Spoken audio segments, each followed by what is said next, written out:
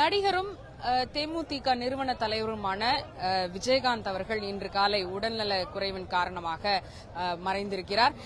சென்னையில் அதிகாலை தனியார் மருத்துவமனையில் அனுமதிக்கப்பட்டிருந்த அவர் உயிரிழந்திருக்கிறார். கடந்த சில காலமாகவே அவருக்கு உடல்நிலை சரியில்லை. எனவே பொது நிகழ்வுகளில் கலந்து கொள்வதை தவிர்த்து வந்திருந்தார். கடந்த சில வாரங்களாக அவருடைய உடல்நிலை மிக மோசமாக இருந்து தனியார் மருத்துவமனையில் 3 வாரங்கள் அனுமதிக்கப்பட்டு சிகிச்சை பெற்று வந்திருந்தார். அதற்கு பிறகு வீட்டிற்கு திரும்பி கடந்த வாரம் தேமுதிகவினுடைய பொதுக்குழுவில் பங்கேற்று அந்த பொதுக்குழுவில் தான் பிரேமலதா அவர்கள் பொதுச் செயலாளராக தேர்ந்தெடுக்கப்பட்டிருந்தார். அந்த கூட்டத்தில் நேரில் வந்து பங்கேற்றிருந்தார். இந்த நிலையில் மீண்டும் மருத்துவமனையில் அனுமதிக்கப்பட்டிருந்த விஜயகாந்த் அவர்களுக்கு மூச்சு திணறல் காரணமாக வெண்டிலேட்டரில் அனுமதிக்கப்பட்டிருந்த அவர் சிகிச்சை பெற்று வந்த அவர் இன்று காலை சிகிச்சை பலனின்றி உயிரிழந்திருக்கிறார். சென்னையில் சாலிகிராமத்தில் இருக்கக்கூடிய அவரது வீட்டில் நேரில் அவருடைய உடல் வைக்கப்பட்டு அங்கு அஞ்சலி செலுத்தி வந்தார்கள் பொதுமக்கள். தற்பொழுது அவருடைய உடல் அவரது வீட்டில் இருந்து அவரது அலுவலகம் அமைந்திருக்கக்கூடிய கோயம்பேடு பகுதிக்கு கொண்டுவரப்பட்டிருக்கிறது. அவரது வீட்டிற்கு நேரில் சென்று தமிழக முதல்வர் மு.க. ஸ்டாலின் மற்றும் கட்சியினுடைய மூத்த தலைவர்கள் டி.ஆர். பாலு மற்றும் அமைச்சர் மா. சுப்பிரமணியன் நேரில் சென்று அஞ்சலி செலுத்தியிருந்தார்கள். விஜயகாந்த் அவர்களுக்கான இரங்கல் செய்தியை வெளியிட்டிருந்த முதல்வர் அவர்கள் அவருடன் கலைத்துறையில் பணியாற்றிய நாட்களை நினைவு கூர்ந்தும் கலைஞரின் கலை உலகினுடைய பொன்விழா ஆண்டை கொண்டாடுவதற்காக அவருக்கு விழா எடுத்த விஜயகாந்த் அவர்களையும் நினைவு கூர்ந்து இரங்கல் செய்தியை பதிவிட்டிருக்கிறார். பிரதமர் நரேந்திர மோடி மற்றும் நடிகர் கமலஹாசன் உள்ளிட்டோரும் அவருக்கு அஞ்சலி செலுத்தியிருக்கிறார்கள், தங்களுடைய இரங்கல் செய்தியை தெரிவித்திருக்கிறார்கள். மற்றும் பல நடிகர்கள், திரைப்பட இயக்குநர்கள் அவருக்கு அஞ்சலி செலுத்தி வருகிறார்கள். இவரை பற்றி கூறக்கூடிய நபர்கள் அனைவருமே பெரும்பாலானவர்கள் கூறக்கூடிய கருத்து என்னவென்றால் அவர் நல்ல பண்புகளை கொண்டிருந்தவர், மிகவும் நல்லவர், நேர்மையானவர் மற்றும் அவர் அனைவருக்கும் உணவு வழங்கி அவர் இருக்கக்கூடிய இடங்களில் அது திரைத்துறையில் இருக்கக்கூடிய நிகழ்வுகளிலும் சரி அரசியல் கூட்டங்களிலும் சரி அனைவருக்கும் உணவு வழங்கி அவர்களை அன்புடன் பார்த்து கொண்டவர் என்பது அனைவரும் சொல்லக்கூடிய விஷயங்களாக நினைவு கூறக்கூடிய விஷயங்களாக இருக்கின்றன. இவர் 1979ஆம் ஆண்டு இனிக்கும் இளமை என்ற திரைப்படத்தின் மூலமாக தமிழ் சினிமா உலகுக்கு அறிமுகமாகினார்.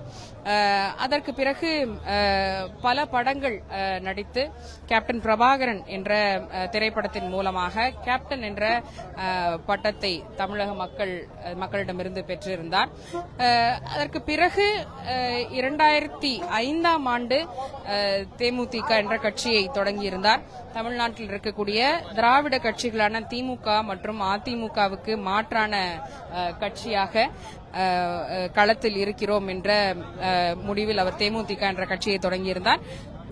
அதற்கு பிறகு நடந்த 2006ஆம் ஆண்டில் நடைபெற்ற சட்டமன்ற தேர்தல், அதன் பின்பு நடந்த மக்களவை தேர்தலிலும் தனியாக போட்டியிட்டு எந்த கூட்டணியிலும் இல்லாமல் தனியாக போட்டியிட்டு நல்ல வாக்கு சதவீதம் 10% மேலான வாக்குகளை பெற்றிருந்தார். அதற்கு பிறகு அதிமுகவுடன் கூட்டணியில் இருந்தார். அதற்கு பிறகு இந்த கட்சியினுடைய வாக்கு சதவீதம் சரிந்து அவரும் கூட ஒரு ஆக்டிவ் அரசியலில் ஈடுபடாமல் இருந்தார். தற்பொழுது உடல்நிலை குன்றி அவர் உயிரிழந்திருக்கிறார். இந்த இடத்தில் நாம் தற்பொழுது கோயம்பேட்டில் இருக்கக்கூடிய தேமுதிக அலுவலகத்துக்கு முன்பாக இருக்கிறோம். கிட்டத்தட்ட 1 மணி நேரம் ஆகிவிட்டது அவருடைய உடல் வீட்டிலிருந்து இங்கே அலுவலகத்துக்கு புறப்பட்டு. ஆனால் வழிநெடுகிலும் தொண்டர்கள் இருப்பதாலும் போக்குவரத்து நெரிசல் இருப்பதாலும் கூட இன்னமும் சாலிகிராமத்திலிருந்து சில கிலோமீட்டர் தூரம் இருக்கக்கூடிய இந்த அலுவலகத்துக்கு இன்னும் அவருடைய உடல் சேரவில்லை. அதற்குள்ளாக தொண்டர்கள் இங்கே குழுமி இருக்கிறார்கள். அந்த காட்சிகளை பார்த்து வருகிறீர்கள். பல்வேறு இடங்களில் இருந்தும் தொண்டர்கள் வந்திருக்கிறார்கள். பலர் கண்ணீர் மல்க அவருக்காக காத்திருக்கிறார்கள் என்பதையும் பார்க்கிறோம். ஐயா, நீங்க எங்கிருந்து வரீங்க? வரும் மேடம். கேப்டன் உயிரினாக கேப்டனை பார்க்க முடியல. எங்க கேப்டன் தான் எங்களுக்கு எல்லாமே. எங்க அண்ணன் கேப்டன் தான். என் கடவுள் இல்லையா, என் உயிரை கூட குத்துருப்பேன். உண்மையிலே என் உயிரை கூட கண்டிப்பா குத்துருவேன். என் கேப்டன் போயிட்டு சின்ன வயசுல இருந்து எங்களுக்கு ரொம்ப பிடிக்கும். மனித தெய்வம் ஒரு கேப்டன், எங்க உயிர், மனித தெய்வம், மனித நேயத்துக்கு உதாரணம். ஒரு பேர் கேப்டன் விஜயகாந்த், புரட்சி கழக விஜயகாந்த் கேப்டன். அதனாலதான் மேடம் பிடிக்கும் எல்லாத்துக்கும். இவ்வளவு பேர் யாரு சொந்தமா பந்தமா அவருக்காக உயிர்கள் எவ்வளவு பேர் இருக்கிறாங்க. நாங்க வந்துக்கிறது என் தலைவர் ஒருத்தருக்காக மட்டும்தான். கேப்டன் மேல குற்றமே கிடையாது அவருக்கு. நான் ரொம்ப அவர் வந்து அவரு எப்படி சொல்றதுன்னு தெரியல. எங்களோட மனசு வெளியே சொல்ல முடியல. ஒரு சொந்த செலவுல வந்து மக்களுக்கு அவ்வளவு சேவை செஞ்சாரு அவரு. கடல் வந்து நம்மளுக்கு தெய்வமான விட்டு குடுத்து போயிட்டாரு. எங்களை மனசு ரொம்ப வேதனை எங்களுக்கு பேச முடியல. இதுதான் தொண்டர்களுடைய மனநிலையாக, அவருடைய ரசிகர்கள் மற்றும் கட்சி தொண்டர்களுடைய பொதுமக்களுடைய மனநிலையாகவும் இருந்து வருகிறது. இந்த காட்சிகளை தான் தற்பொழுது நேரடியாக பார்த்து வருகிறீர்கள். தற்பொழுது அவருடைய உடல் இங்கே வருவதற்காக அனைவரும் காத்திருக்கிறார்கள். இங்கே நூற்றுக்கணக்கான போலீசார் ஏற்கனவே இங்கே காவல் பணியில் இருந்து வருகிறார்கள். அவருடைய இல்லத்தில் நான் ஏற்கனவே குறிப்பிட்டது போல முதல்வர் மட்டுமே நேரில் வந்து அஞ்சலி செலுத்தியிருக்கிறார். மற்ற அரசியல் தலைவர்களும் திரைத்துறையில் அவருடன் இணைந்து பணியாற்றி இருந்தவர்களும் கோயம்பேடு அலுவலகத்தில் வந்துதான் அவருக்கு நேரில் அஞ்சலி செலுத்தவிருக்கிறார்கள். அவருடைய நெருங்கிய நண்பர்கள் சிலர் ஏற்கனவே இந்த அலுவலகத்துக்கு வந்து காத்திருக்கிறார்கள். அவர்களும் கூட நேரில் அஞ்சலி செலுத்துவதற்காக இருந்து வருகிறார்கள். கவிஞர் வைரமுத்து விஜயகாந்துக்கான இரங்கல் செய்தியை கூறும் பொழுது அவர் மிகவும் நல்லவர், ஒரு மதுரைக்காரர், என்னுடைய பாடல்களை அழகாக திரையில் கொண்டு வந்த கதாநாயகன், ஒரு உற்ற நண்பனை நான் இழந்திருக்கிறேன். அரசியலிலும் சினிமாவிலும் டூப் போடாத ஒரு நபர் என்றால் அது விஜயகாந்த் தான் என்று தெரிவித்திருக்கிறார். அது மட்டுமல்லாமல் திரைத்துறையில் உதவி இயக்குநர்களாக இருந்த 50க்கும் மேற்பட்டவர்களை இயக்குநர்களாக அறிமுகம் செய்திருக்கிறார். இயக்குனர் பேரரசு தன்னுடைய இரங்கல் செய்தியில் இந்த தகவலை பகிர்ந்து கொண்டிருந்தார். ஏற்கனவே இருக்கக்கூடிய நல்ல அறிமுகமான வெற்றி படங்களை கொடுத்திருக்கக்கூடிய இயக்குநர்களை நம்பி தன்னுடைய திரைப்பயணத்தை மேற்கொள்ளாமல் பல நபர்களுக்கு வாய்ப்பு கொடுக்க வேண்டும் என்ற எண்ணத்தில் 50க்கும் மேற்பட்ட உதவி இயக்குநர்களை இயக்குநர்களாக அறிமுகம் செய்திருக்கிறார் என்றும், அங்க ஷூட்டிங் ஸ்பாட்டில் வரக்கூடிய எந்த ரசிகரிடமும் அவர் முகம் சுளிக்காமல் அனைவருக்கும் நின்று நேரம் ஒதுக்கி அவர்களிடம் பேசுவார் என்றும் தெரிவித்திருந்தார்கள். இது போன்ற பல கருத்துக்களை அவருடன் பகிர்ந்து கொண்ட பல தருணங்களை அரசியல் தலைவர்களும் திரைத்துறையினரும் தொடர்ந்து பகிர்ந்து அவர்களுடைய அஞ்சலியை தெரிவித்து வருகிறார்கள். புதுச்சேரியினுடைய துணைநிலை ஆளுநராக இருக்கக்கூடிய தமிழிசை சவுந்தரராஜன் இவரை பற்றி இவருக்கான இரங்கல் செய்தியை தெரிவிக்கும் போது, இவர் இன்னும் சில காலம் உயிரோடு இருந்திருந்தால் தமிழக அரசியலில் வேறு சில மாற்றங்கள் உருவெடுத்திருக்கலாம். தொண்டர்களும் கூட அதையே இந்த கருத்துக்களை தெரிவிப்பதை பார்த்து வருகிறோம். அரசியலில் அவர் இன்னும் இருந்திருந்தால் சில மாற்றங்கள் ஏற்பட்டு இருக்கலாம்ன்றாங்க. என்ன மாதிரி இருந்திருக்கும்னு நினைக்கிறீங்க மேடம்? கண்டிப்பா அவர் சொன்னது கண்டிப்பா செஞ்சிருப்பார் மேடம். மக்கள் இந்த மாதிரி பிரச்சனை ஏற்பட்டே இருக்காது. இந்த ஊழல், லஞ்சம், இந்த வீடு தேடி ரேஷன் பொருள் கண்டிப்பா செஞ்சிருப்பாரு மேடம். சொன்னதுதான் அவர் கண்டிப்பா செஞ்சிருப்பாரு மேடம். மக்களுக்கு தெரியும் விஜயகாந்த் எப்படிப்பட்டவர்னு. அதை மக்கள் தவறி விட்டாங்க. ரொம்ப கஷ்டமா இருக்கு. அவர் ஒரு முறை தமிழ்நாடு வேற மாதிரி ஆயிருக்கு மேடம்.